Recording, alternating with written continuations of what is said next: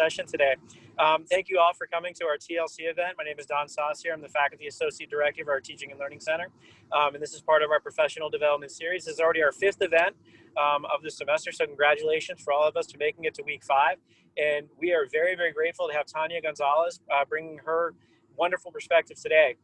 Tanya is a professor of English, also the past president for Faculty Senate, and a champion for social justice on our campus. So I am very excited to hear her share her perspectives today about how we can bring social justice to our classrooms, because this is a very important and timely topic. So thank you so much, Tanya. Thank you, Don, and thank you, Teaching and Learning Center, for the invite and for working with me. I am going to share my screen during this talk and start with a land acknowledgement. So let's just get the technical started, which is always the challenge for me. So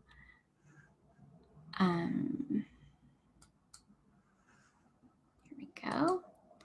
Should work. Can everyone see my screen? Yeah, okay, perfect. Thank you. Thanks for the feedback. So I am going to be speaking about social justice and course design, and I want to begin with our land acknowledgement today. So we want to recognize our connections to Indigenous lands, peoples, and cultures, past and present, and future.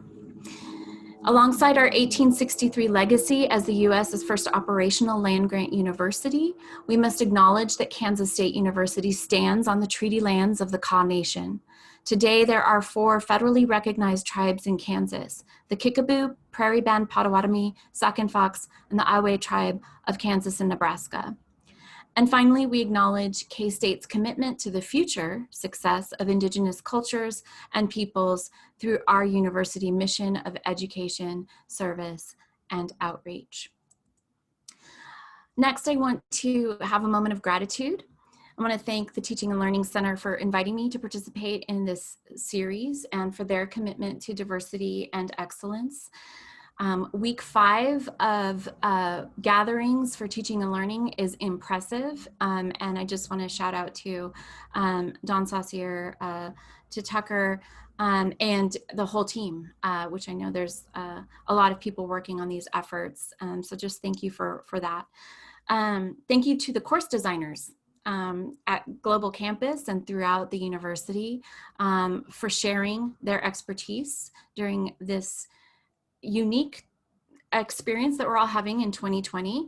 I just wanted to shout out that a lot of what we have all been doing is tough, and that support has been really important. Thank you to Professor Shardy Baird and the CAUSE team, the Kansas Association for Women in Science and Engineering office, for supporting social justice efforts across campus through reading groups and webinars and seminars and workshops, as well as the education mission that they do. I'm particularly shouting out today because they sent a link to a webinar from Northwestern University's Center for Democracy and Diversity that is helped me to sort of organize our chat for today. And so you'll see some of those references in the slides. So thank you for doing that work and for sharing these efforts more broadly. I want to thank our student activists across campus for their vocal support of social justice and civil rights.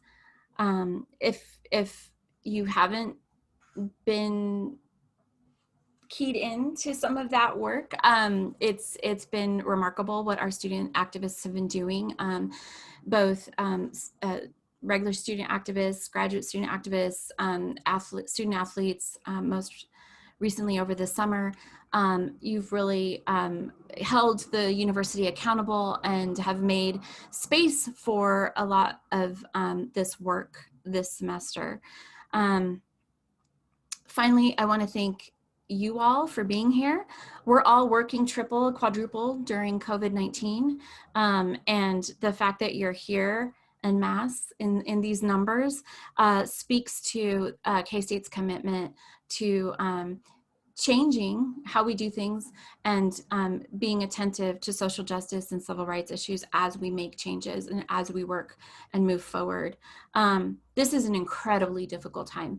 And every time I do a class or any kind of presentation, there's traffic, right? So I think my dog is asleep there. There will most likely be a child or two in this session, and that's our reality. That's our space. And even if you don't have pets or other folks to take care of, it's a tall order to take care of ourselves these days. So I just want to congratulate you for your efforts, but I also want to say how impressed I am that you are here right now today. Doing this work in particular and thinking about social justice in our classrooms. If you're watching this later, I also want to thank you because it takes a gargantuan effort to press that play button after a long day's work. And so that too, I want to acknowledge and express my gratitude for. So today's agenda, the plan, if you will, as I mentioned in the video, if you watched it, or in the little blurb, there's really three things that we're gonna kind of go over today. And I'm watching the clock, hoping that this will that we'll have time to do the things. But the plan is to kind of go over some key terms and markers of racial and social inequity, really thinking, because of our particular moment right now, about racial inequities, but also keeping in mind that our experiences on this earth are intersectional, that we experience things that are gendered, we think, and our sexuality and race and ethnicities and class and abilities all come together. So I'm going to start with thinking about race, and we can bring in or we will bring in other things as we move on in our discussion and chat. The second thing I want to do is briefly, very briefly, right, kind of think about change and what we can accomplish, and thinking about universal design very briefly to kind of note what diversity and excellence looks like or can look like for us individually, but also as a community of educators. And then lastly, hoping to break out into some smaller groups so that we can have reflection on what we are doing in our classrooms right now and what we can, what ideas we can implement and can do moving forward. When you gather a group of folks at a teaching and learning center and people who are willing to come in and have these conversations, it's very typical that the people in who are listening in have the best ideas, right? And so I'm hoping that we have that space and that time for those exchanges. And so hopefully my words will just kind of set the foundation, right, for our conversations at the end. So let's start with the key terms. I know that a lot of you, are aware of these issues, but we're, as Alvin Tilley did in the webinar that I was referencing earlier, in the cause webinar, which is referenced at the bottom of your screen, it's really nice to have that sort of foundational platform so that everybody can kind of walk and sort of be right on that same page as we move forward thinking about these things. So this idea of race is taken from the book that I shared earlier on the screen earlier, which is Omi Winant's Racial Formations in the US. It's a sociological kind of treatment of the history of racial formations. And their definitions here state that race is a conceptualization of human difference that groups persons based on perceived physical differences. Racial divisions are always socially constructed, even though, and I'll just kind of fill in what's in that ellipsis there, even though, there's pseudoscience and eugenics that have basically, right, presented racial stratifications as natural, as acceptable, right?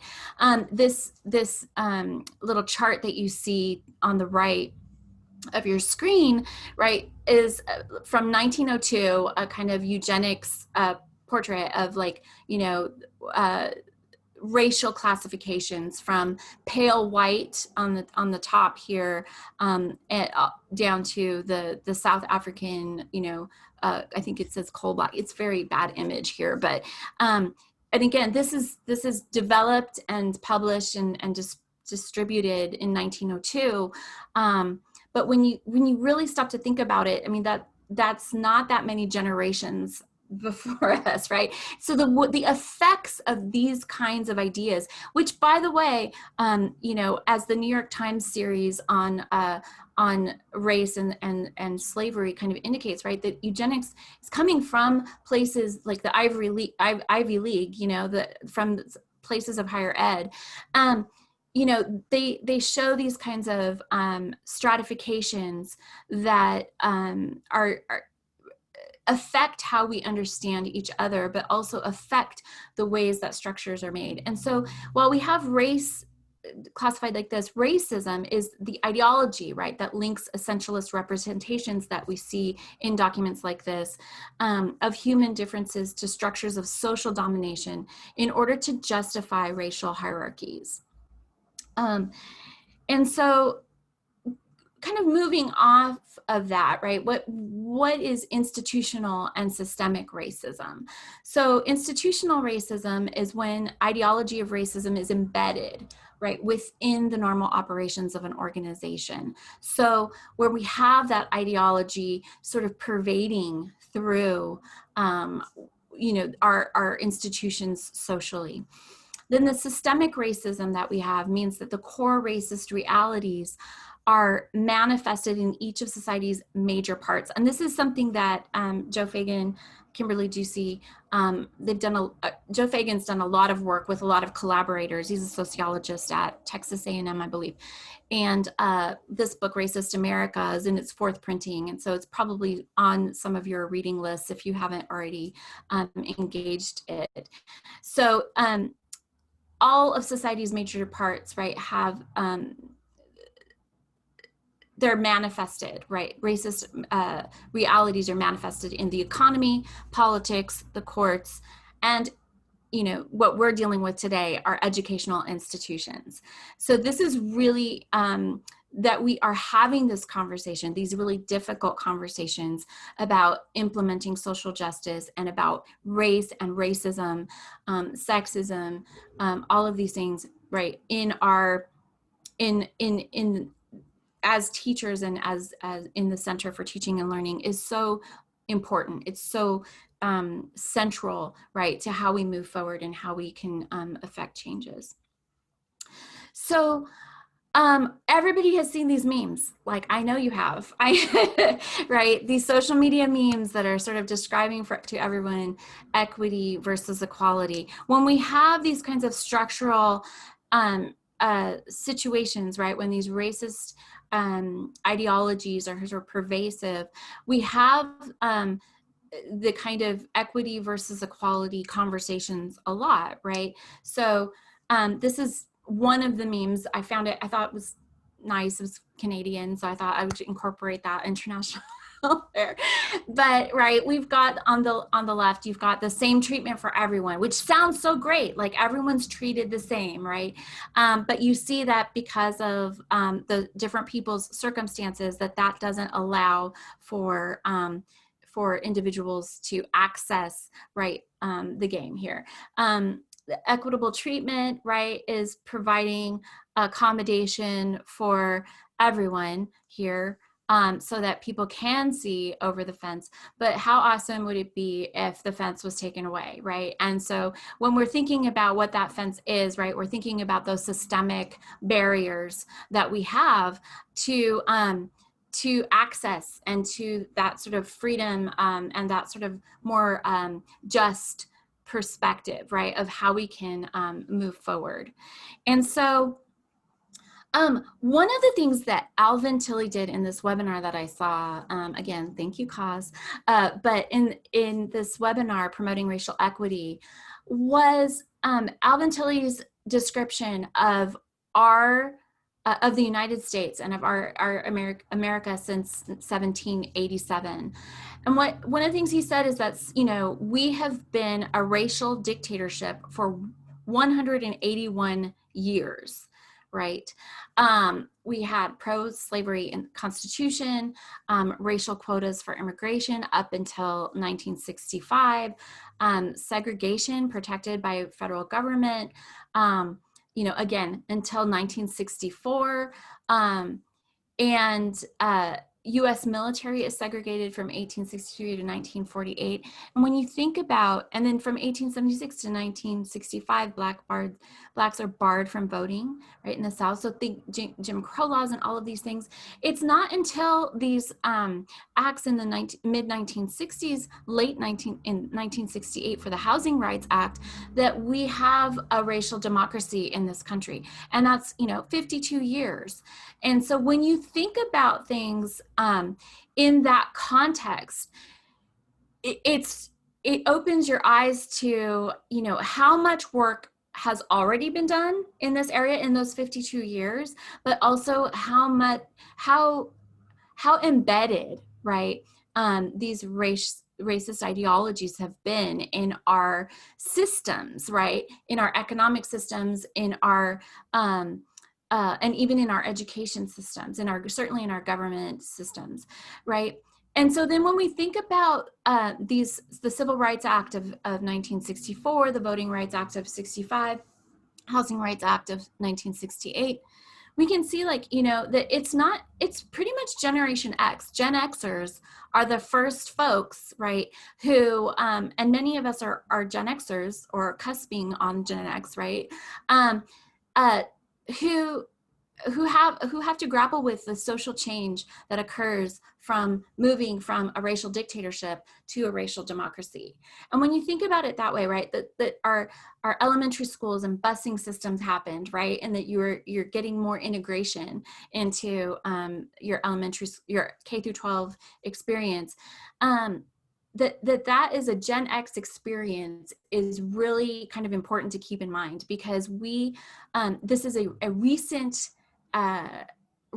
experience of trying to be more, trying to implement social justice and trying to implement civil rights in our everyday lives.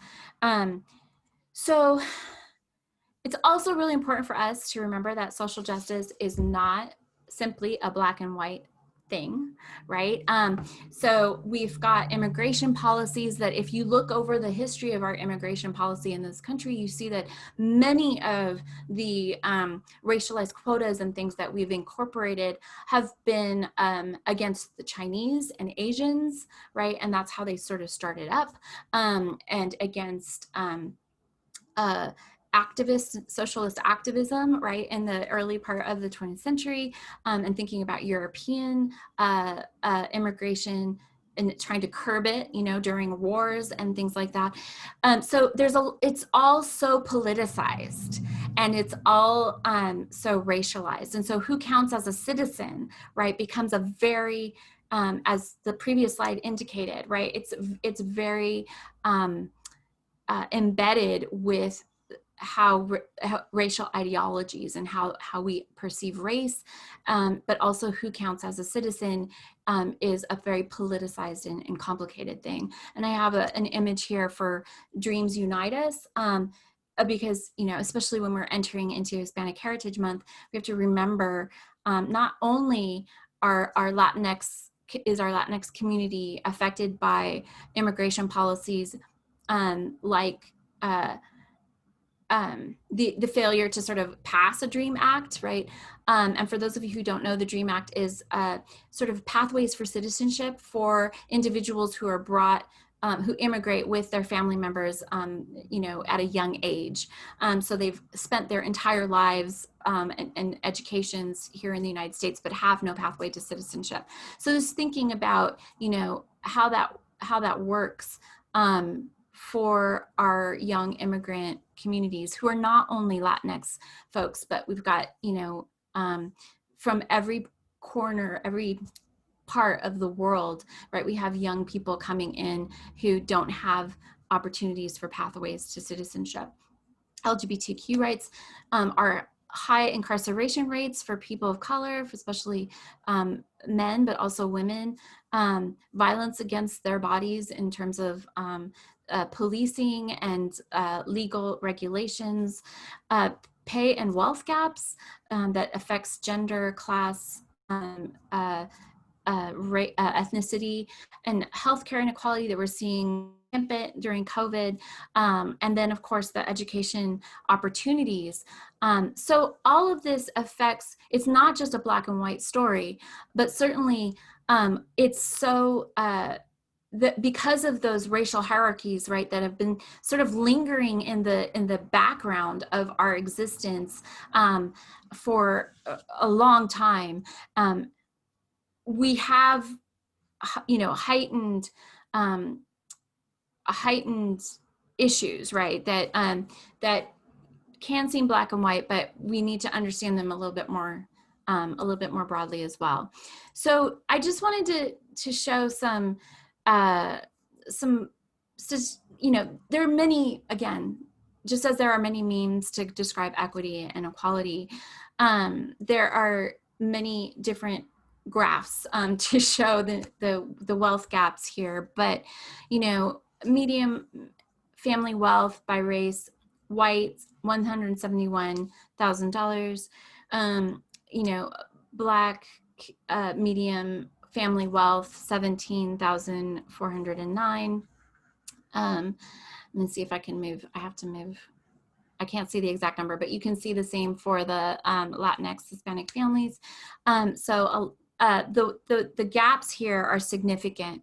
And it's important to remember that these are legacies of some of the, what Alvin Tilley talked about as that sort of racial dictatorship, right? Where you have this lack of access to do the kinds of things that facilitated the accumulation of wealth. There's a really great, well, we'll talk about books later. But there's lots of literature that describes that. And so this affects educational attainment, right? So this is from the American Council of Education that has an excellent website on race and ethnicity in higher education. But this is one of the graphs or the tables that they put together where you can see less than high school attainment, high school graduate, some college but no degree, associate degree, bachelor degree, and it's all color coded here. And so you see that the Asian and white category has more college attainment, and you see that Black and Hispanic have less, and American Indian or Alaska Native have less. And what's really interesting, right, is the sort of that bottom layer of less than high school or high school graduation, and that's very concerning for us in higher ed as well. When you think about developing the pipelines, when you have populations numbers in the U.S. that are going up in certain of these categories, and then you have the less educational attainment, that means less enrollment also for higher ed. So there are structural things that we need to kind of keep in mind. But certainly when we do have students who are traditionally underrepresented in our classrooms now, what we want to have happen is their completion, right? And we want more of those students to attain their college education and attain those dreams. And so the light blue, the bachelor's degree there, is also something that, is concerning. And I do want to make a point about the Asian category here. I think it's really interesting. There's been a lot of debate about, are Asian Americans part of this, of our underrepresented classes and things like that. There is a new study, and I didn't put it on this presentation, but it was a study done in 2018 that's showing the gap, the wealth gap in the Asian community, and it is increasing over and over. So you have a smaller percentage of Asian Americans in the U.S. with a higher number of the wealth, and then a lot of people who are in that very low wealth category.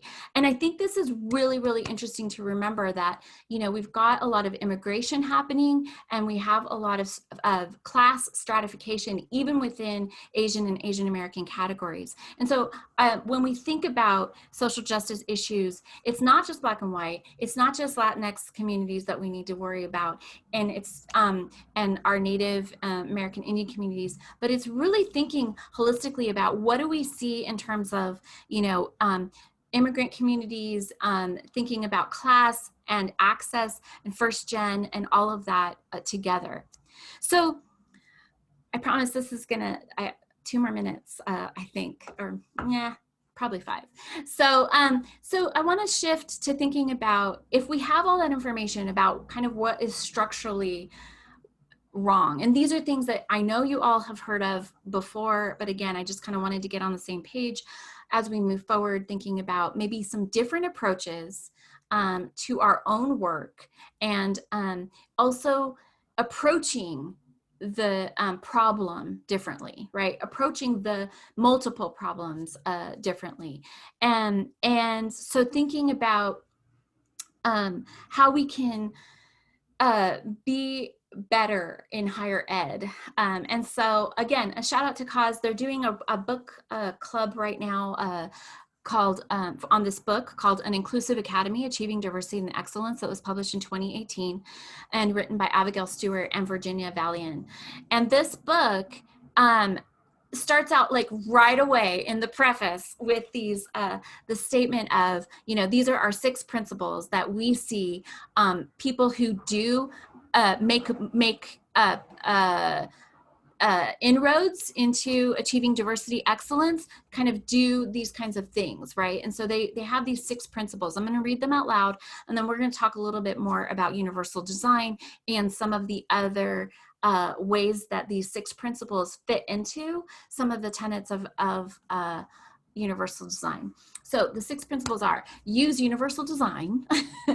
The second is maximize individuals' potential.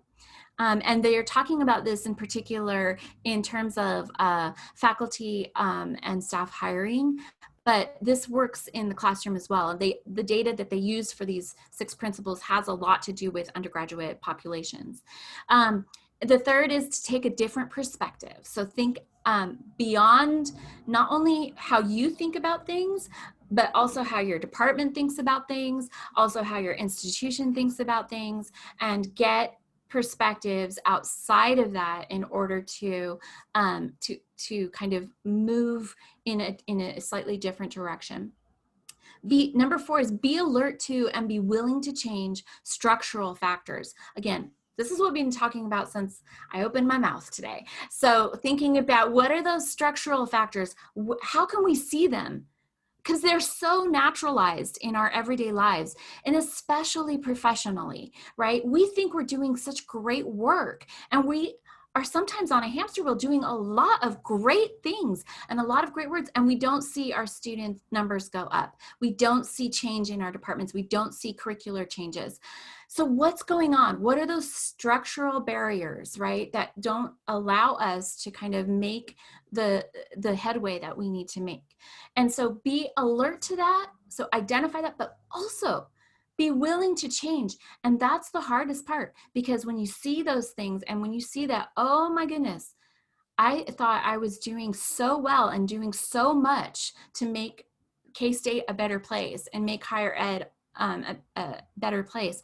And then when you see that maybe there's something structurally that you haven't let go of, that's emotional, and that is really hard, but we have to sort of move to that willingness to change, which goes to number 5. There's no one answer. There's no simple thing. So try things out, see if it works, and then be willing to assess that continually. And that, oh my goodness, in this moment, when we're COVID-19 and all the social justice and all of the things that are going on, we're trying a million things out at the same time, and it is frankly exhausting.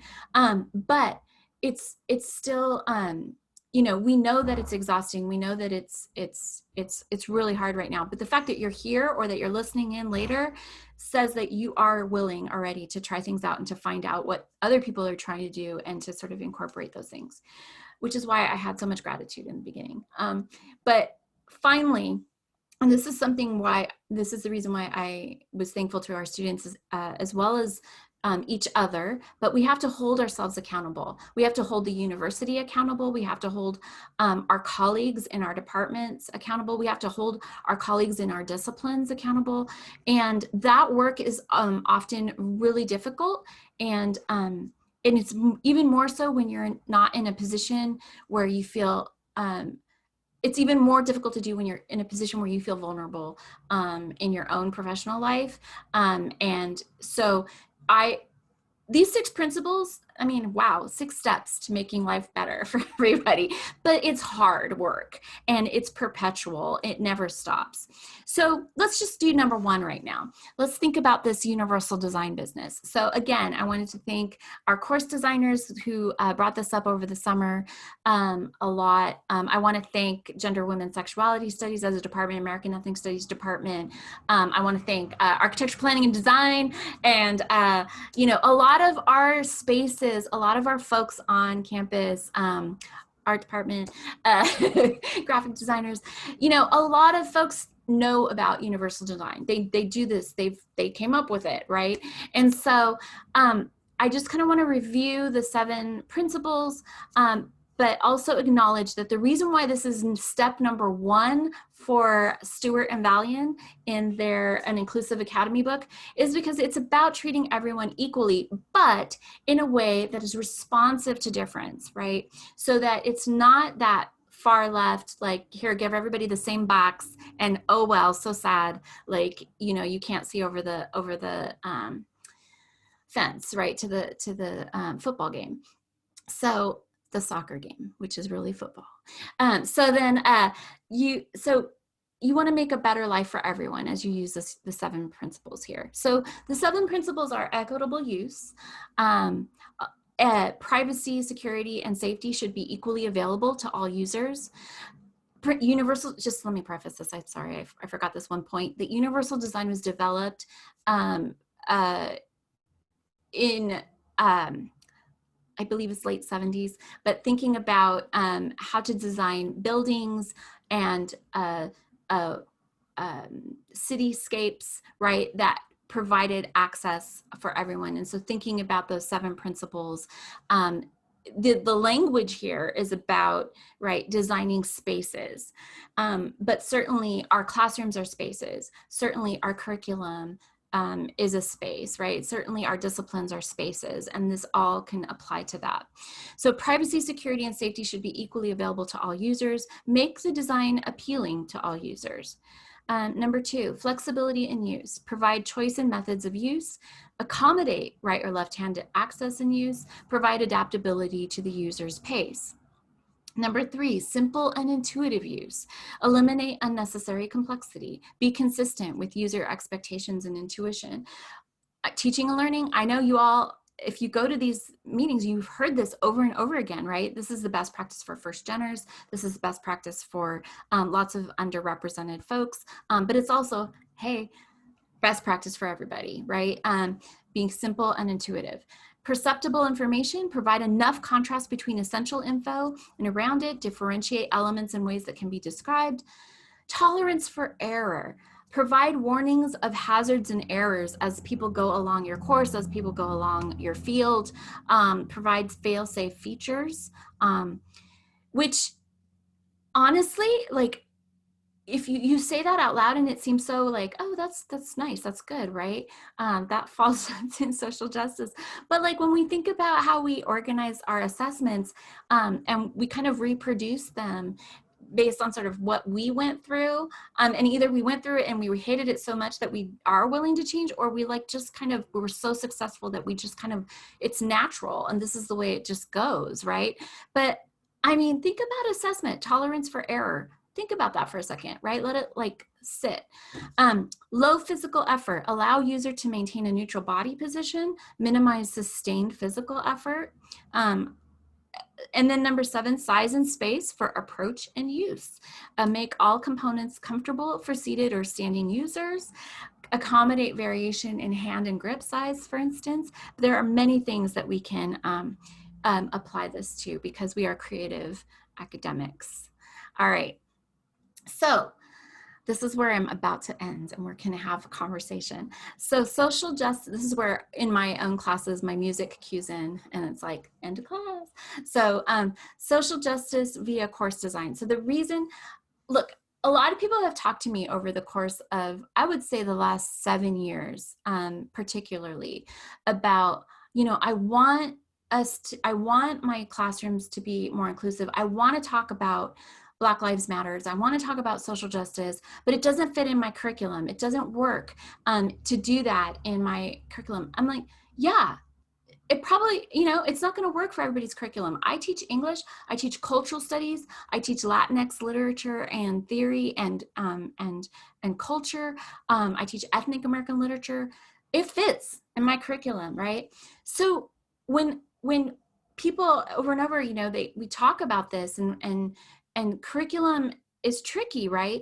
But I just keep thinking like it's not about the curriculum so much as it is about the structures of how our students are going through the university. And that's us designing our classes. It's assessing our practices in the classroom. It's assessing our practices outside of the classroom on our campuses.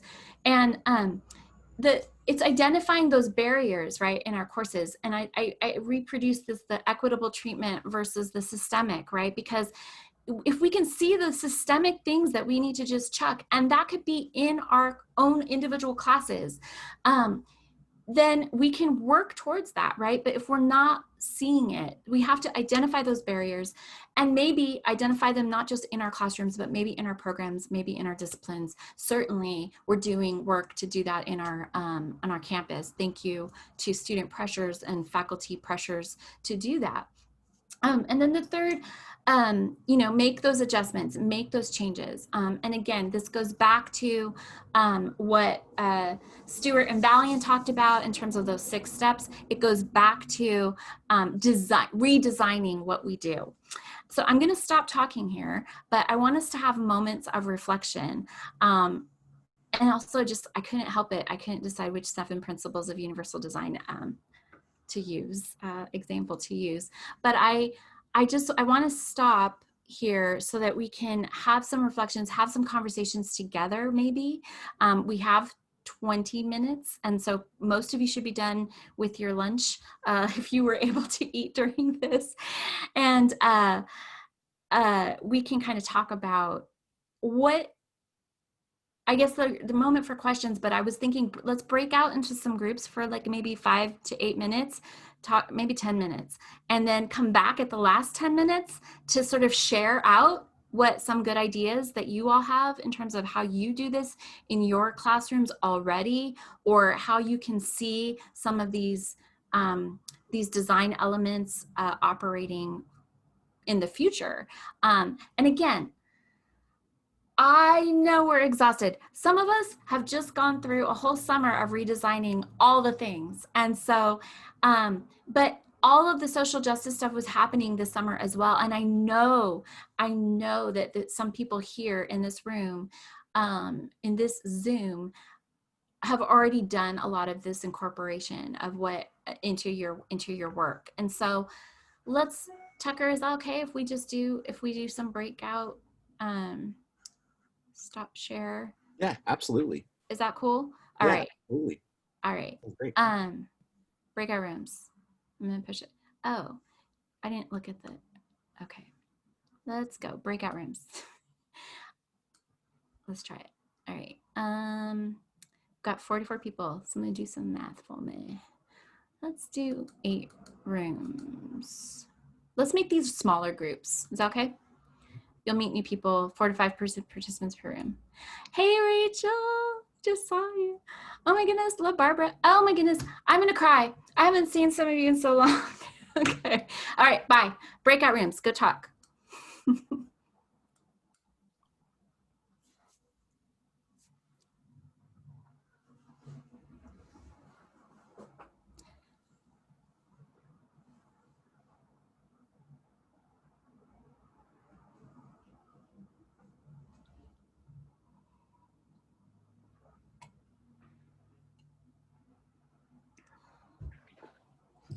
So, Tanya, real quick. So I've got a couple of requests in the chat. If you'd be willing to share your PowerPoint presentation, is that something you'd be willing to do so we could post that on our Canvas page along with the video? Totes. Yeah, absolutely. And I've got some, my last slide is some recent articles from like Inside Higher Ed, but there's just like such an influx of them right now, like in Inside Higher Ed and those folks. And a reminder that the college diversity committees are collecting resources for folks as well for curricular redesign and for course redesign and things like that. So absolutely, I will convert this to a PowerPoint and send it to you immediately after. Perfect. Yeah, that would be fantastic. Thank you so much. Yeah, no problem. Hi, Sherry. Hi, Sultana. I don't. Hi, Greg. Okay, so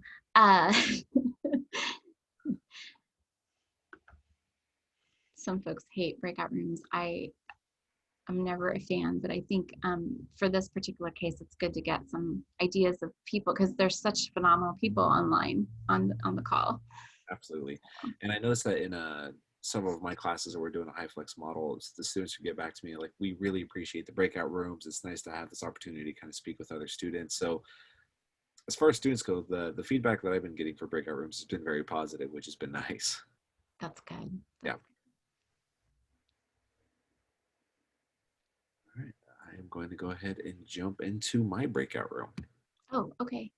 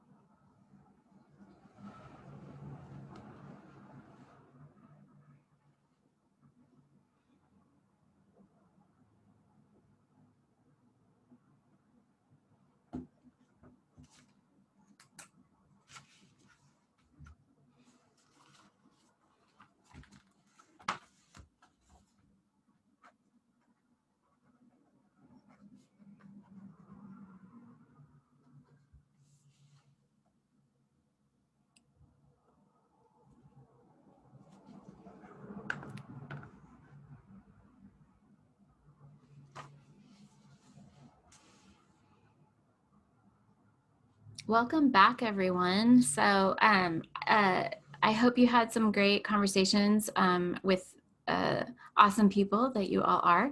I thought we could go around and share a couple of things. Someone asked me about where I got the 7 principles.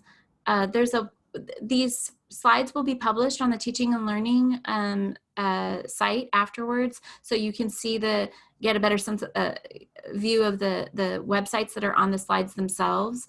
But one of them I don't think was referenced, so I'm going to put that on the chat. And then also someone asked me about the land acknowledgement that I use. I'm also going to put that on the chat. If people want to use that, you're welcome to do so. Tweak it however you see fit. So I'm going to put that in the chat here as well, so you can cut and paste that. And so group 1, do you want to share anything? If you don't feel like sharing out loud, you're definitely welcome to use the chat and share some strategies or things that you talked about. Group 1.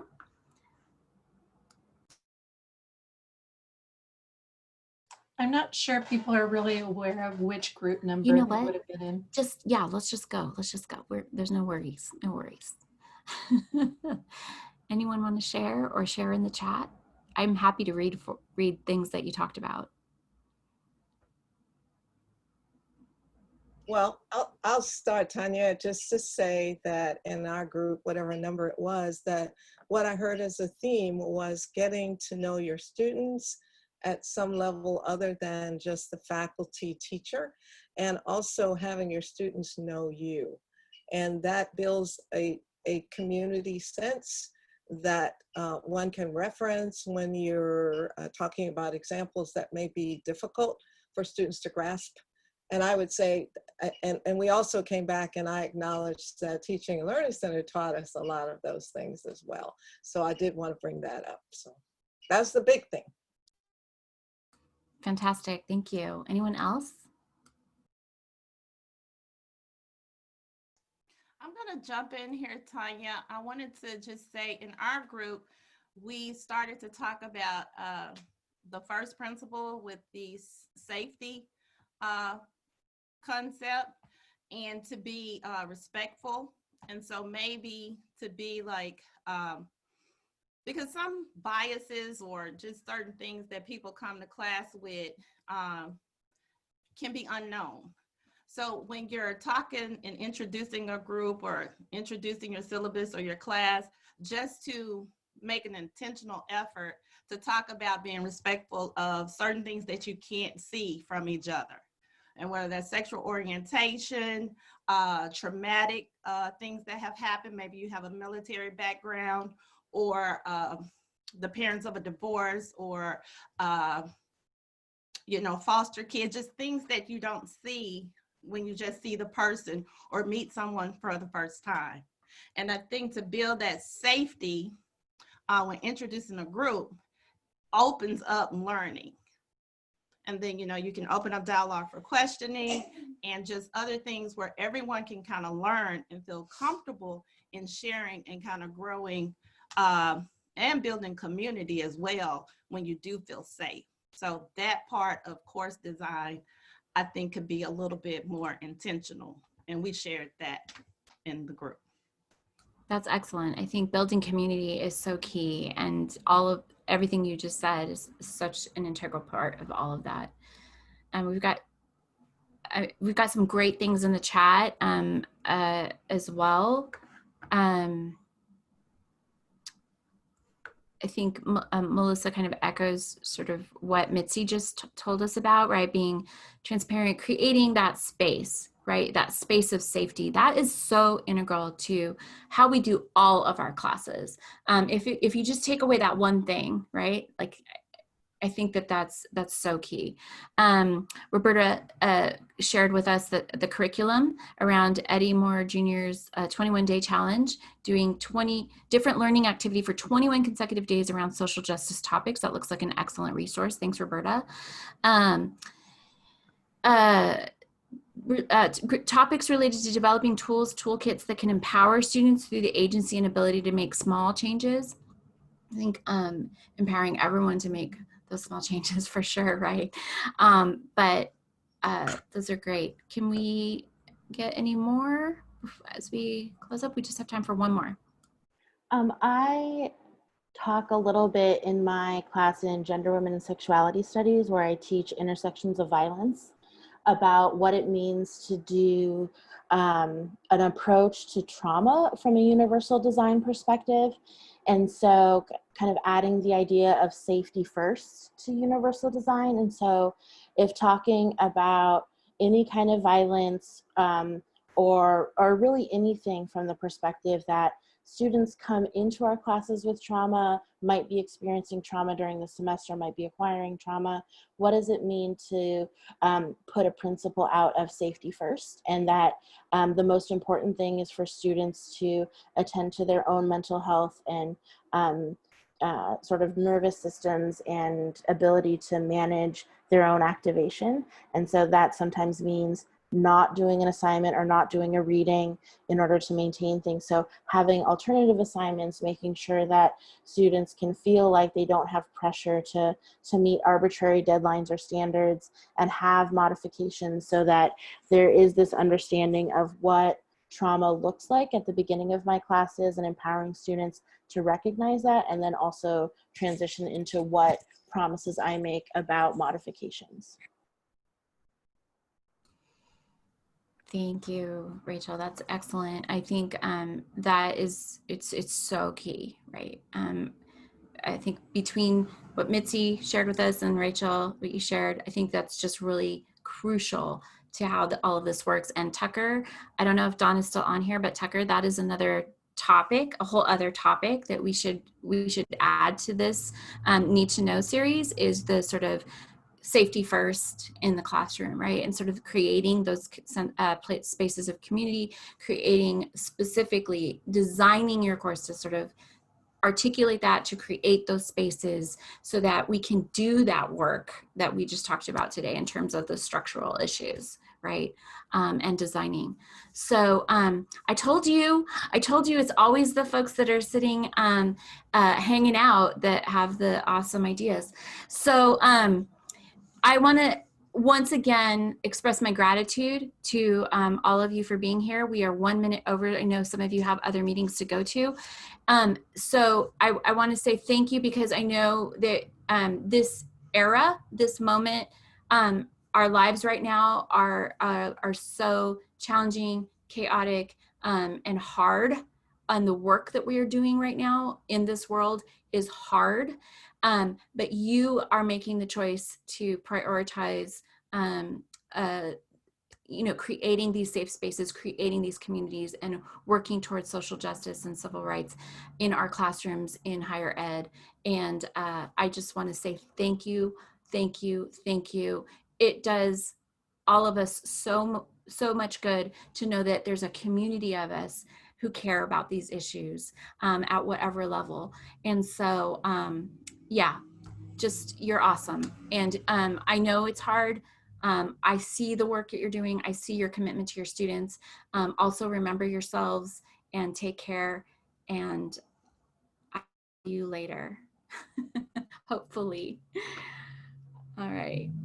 Thank you so much, Tanya. That was an excellent talk on such a very important topic for us to be able to move forward as a community and as a university.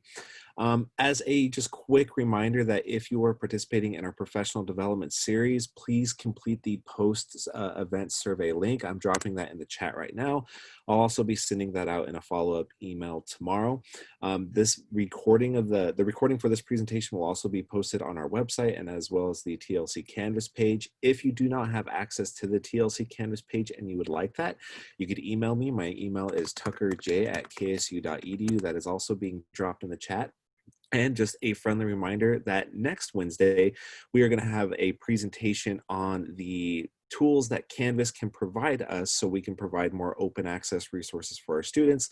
So we're not presenting yet another barrier of the cost of expensive textbooks, and just some other open access alternatives that are available. Again, thank you so much for being here today. And out of respect of everybody's time, I will go ahead